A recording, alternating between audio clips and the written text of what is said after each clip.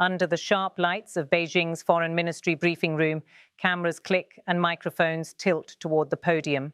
The atmosphere feels tense but rehearsed, a diplomatic ritual where every word is weighed and every sentence carries the weight of national intent. The topic today is Taiwan, and once again, the language coming out of Beijing is laced with warning.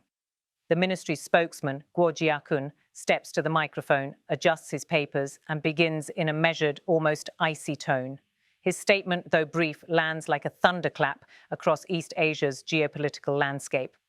The Lai Ching-te authorities' vain attempts to seek independence and resist reunification through force, he declares, will only drag Taiwan into a dangerous situation of war. The sentence, delivered in Mandarin but quickly echoed in English translation across the world's news feeds, captures Beijing's core message. Any step toward Taiwanese independence will be met with unflinching hostility. Across the Taiwan Strait, the reaction has already begun to form. President Lai Ching-te's administration has just announced a new phase of its national defense plan, the acceleration of a multi-layered air defense system aimed at countering what Taipei calls enemy threats. For Taiwan, this is about deterrence, a defense against the constant drone incursions, ballistic missile drills, and amphibious landing exercises that the People's Liberation Army now conducts almost weekly. But for Beijing, this is something more dangerous, a signal, they say, of creeping independence under the guise of self-defense. Guo Jiakun continues, his voice unwavering. Maintaining peace and stability in the Taiwan Strait, he says, requires adhering to the One China principle and taking a clear stand against Taiwan independence. The spokesman pauses deliberately after the phrase One China principle, as if to remind everyone, especially Washington and Taipei, that for Beijing this is not up for debate. In the front rows, foreign correspondents tap their keyboards furiously. Behind them, Chinese journalists quietly nod, their expressions unreadable. Over the past decade, the Taiwan Strait has become one of the most militarized waterways on Earth. On one side, a self-governing democracy that has never been ruled by the Chinese Communist Party, but is claimed by it as part of One China. On the other, a superpower determined to enforce that claim, by persuasion if possible, by pressure if necessary, and by force if it comes to that. Guo Jiakun's words today are part of a familiar pattern, yet their timing makes them particularly potent. Taiwan's recent decision to speed up air defense construction was announced just hours before Beijing's National Day military parade, a coincidence that did not go unnoticed in China's state media. In Taipei, President Lai's remarks were careful but resolute. He vowed to maintain peace through strength, echoing the language of deterrence favored by his predecessor, Tsai Ing-wen. But Lai's challenge is even greater. He leads a generation that has grown up seeing itself as Taiwanese, not Chinese, while facing an adversary that views such identity as secessionist. His government's new air defense system, integrating advanced radar, anti-air missile networks, and electronic countermeasures, is meant to reassure Taiwan's citizens that the island will not be caught off guard. Beijing, however, views it differently. Chinese analysts appearing on state television describe the plan as provocative, dangerous, and inspired by American interference. And indeed, US involvement in Taiwan's defense has been increasing. Washington recently approved another arms sale to Taipei, including Patriot missile upgrades and counter-drone systems, a move Beijing condemned as a violation of its sovereignty. China's firm opposition to US arms sales to Taiwan and US-Taiwan military ties, Guo reiterates, is consistent and clear. For China, this consistency is part of its diplomatic playbook. Respond strongly, repeat the One China line, and project readiness for confrontation while keeping the door open to dialogue, but only on its terms. What's new, however, is the tone of urgency. Beijing's message is no longer just about sovereignty. It's about preventing what it now calls external manipulation. Officials accuse the US of emboldening Taipei to test the red lines. In Washington, meanwhile, lawmakers frame arms sales as a necessary deterrent against Chinese aggression. As the cameras in the briefing room continue to click, Guo Jiakun turns briefly to another question, one seemingly unrelated but symbolically linked. Asked about US restrictions on Chinese airlines flying over Russian airspace, he responds sharply, "The US's restrictions on Chinese airline operations are detrimental to personnel exchanges between the two countries. We suggest the US side reflect on the impact of its policies on its own businesses, rather than unreasonably suppressing other countries and leaving global consumers to foot the bill. It's a small pivot, but it reinforces a broader theme. Washington's policies, from the skies over Russia to the waters off Taiwan, are seen by Beijing as acts of containment. In diplomatic language, this is China's way of drawing connections, portraying itself as a target of US strategic pressure across multiple fronts, and that framing resonates domestically. State media outlets such as CCTV and Global Times have already amplified Guo's remarks, emphasizing that China's patience has limits. Commentaries accuse Taiwan's leadership of walking a dangerous tightrope, claiming that the new air defense initiative invites escalation rather than prevents it. On the streets of Taipei, though, the picture looks very different. The city's skyline gleams under a calm autumn sun, its residents going about their routines, but there's a quiet awareness that the world is watching. University students discuss the latest defense announcements in cafes. Some express pride in Taiwan's growing self-reliance. Others fear what a single misstep could trigger. "We just want peace," says a young student near Liberty Square. But peace doesn't come from pretending threats don't exist.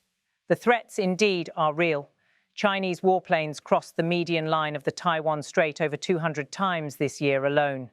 The PLA Navy continues to shadow Taiwanese and US vessels, and satellite imagery shows missile batteries being repositioned along China's eastern coast. For Taiwan's defense ministry, this pattern has become routine, but the frequency and scale of these operations hint at what analysts call a pressure campaign. Every incursion, every exercise is a message: you are surrounded and you are being watched. Meanwhile, Beijing's diplomatic offensive extends far beyond Asia. In Europe, Chinese ambassadors have been pressing governments to reaffirm their commitment to the One China policy. In Africa and Latin America, Chinese officials tie economic aid to political support on the Taiwan issue. And at the United Nations, Beijing continues to block any attempt to grant Taiwan observer status, insisting that the island's future can only be decided by China. Back in Beijing, the day after Guo Jiakun's press conference, the People's Liberation Army releases new footage: drone formations, missile launchers, amphibious assault drills. The video's title, "Unbreakable Resolve." It's not difficult to see the symbolism. The release coincides with Taiwan's National Day celebrations, an unmistakable reminder of how synchronized China's messaging strategy has become. Inside Taiwan's defense ministry, officials remain defiant. A senior advisor tells reporters that our system upgrades are defensive in nature, designed solely to protect our skies. He adds that Taiwan will not be intimidated by political rhetoric. Yet, even as he speaks, radar screens continue to light up with the signatures of approaching Chinese aircraft, a constant, low-level reminder of how thin the line between posturing and provocation has become. Across the Pacific, the United States reiterates its rock-solid commitment to Taiwan's security under the Taiwan Relations Act, but Washington's balancing act is delicate. Publicly, US officials say they do not support Taiwanese independence. Privately, they encourage Taipei to strengthen its deterrence. Beijing, of course, sees hypocrisy.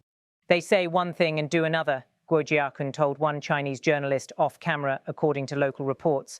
That's why vigilance is necessary. In the think tanks of Washington, Tokyo, and Canberra, analysts are already gaming out scenarios. One recurring question dominates the discussions: how close are we to miscalculation? If Beijing interprets Taiwan's new air defense system as a step toward independence, and Taipei views Chinese military drills as preparation for invasion, who will blink first? The danger lies not in a deliberate war, but in an accident, a misread radar signal, a pilot's error, a missile that strays too far. For China, Taiwan's defense reforms are a challenge not just to its military, but to its ideology. The notion that an ethnically Chinese democracy can flourish independently undermines Beijing's narrative of unity under the Communist Party. That's why every missile test, every diplomatic rebuke, every warning from the podium in Beijing carries a domestic audience as much as an international one. Nationalism sells, and it sells especially well when framed as defense against external interference. Still, amid all the fiery statements, there remains a subtle dance of pragmatism. Trade between Taiwan and China continues, even expands.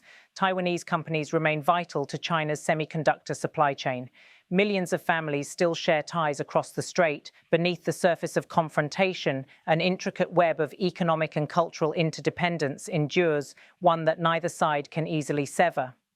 In this paradox lies the essence of the Taiwan question in 2025, a conflict that is ideological, strategic, and emotional all at once.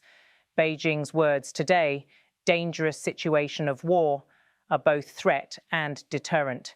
They warn of consequences, but also seek to avoid them. And in the middle stands Taiwan, an island of 23 million people navigating between fear and defiance, democracy and danger. As Guo Jiakun leaves the podium, the cameras flash one final time. His expression doesn't change, calm, composed, unreadable. Outside, Beijing's autumn air hangs heavy, the city's skyline glowing under a haze of gold and steel. The message from the day's briefing will travel far, across oceans, across capitals, across the screens of those who study every word China utters. And somewhere in Taipei, another radar station will quietly scan the skies, listening, watching, preparing for peace, if possible, for defense, if necessary. The tension across the Taiwan Strait may not yet have reached the boiling point, but it simmers ever closer. Words like reunification, sovereignty, and peace continue to collide, reshaping the vocabulary of modern Asia. In Beijing, officials warn. In Taipei, engineers build. And in between, the world watches, holding its breath, aware that the next chapter in this story could redefine not just East Asia, but the balance of power for decades to come.